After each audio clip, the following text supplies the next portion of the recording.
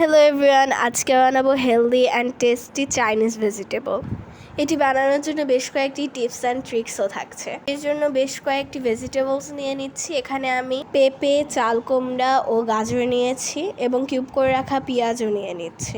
প্রথমে ভেজিটেবলসগুলোকে সিদ্ধ করে নিতে হবে। কালার ঠিক রাখার জন্য পানিতে কিছুটা বেকিং সোডা দিয়ে দিচ্ছি। ভেজিটেবলগুলো সিদ্ধ হয়ে গেলে এগুলোকে বরফ ঠান্ডা পানিতে তুলে রাখবো এবং স্টকগুলো আলাদা করে রাখবো। এবার একটি প্যানে তেল দিয়ে কুচি করে রাখা আদা ও রসুন খানিকটা ভেজে নেব এবং চিকেন অ্যাড করে দেব।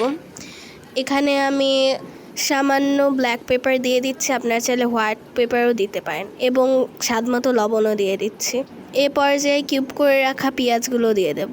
কিছুক্ষণ নেড়ে চেড়ে চিকেনগুলোকে ফ্রাই করে নেব। কিছুক্ষণের মধ্যেই চিকেন থেকে পানি ছেড়ে দেবে, তাই চিকেনগুলো এখানে পুড়বে না। এবার এখানে অ্যাড করে দিচ্ছি রেখে দেওয়া ভেজিটেবল স্টক। চিকেন এবং পেঁয়াজগুলো সিদ্ধ হওয়ার জন্য এটিকে কিছুক্ষণ ঢাকনা দিয়ে রেখে দেব। চিকেনটা সিদ্ধ হয়ে আসলে এখানে অ্যাড করে দেব ফালা করে রাখা কাঁচামরিচ এবং লাইট সয়া সস। এখানে অবশ্যই লাইট সয়া সস ইউজ করতে হবে। ডার্ক সয়া সস ইউজ করলে এটার কালারটা ডিসকালার হয়ে যাবে।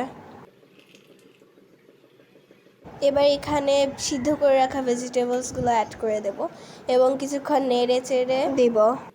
এখন এখানে গুলিয়ে রাখা কর্নফ্লাওয়ার অ্যাড করে দেব। কর্নফ্লাওয়ারটা আস্তে আস্তে অ্যাড করতে হবে যাতে দলা পাকিয়ে না যায়। কর্নফ্লাওয়ার অ্যাড করার কারণে এটি একটু ঘন হয়ে আসবে।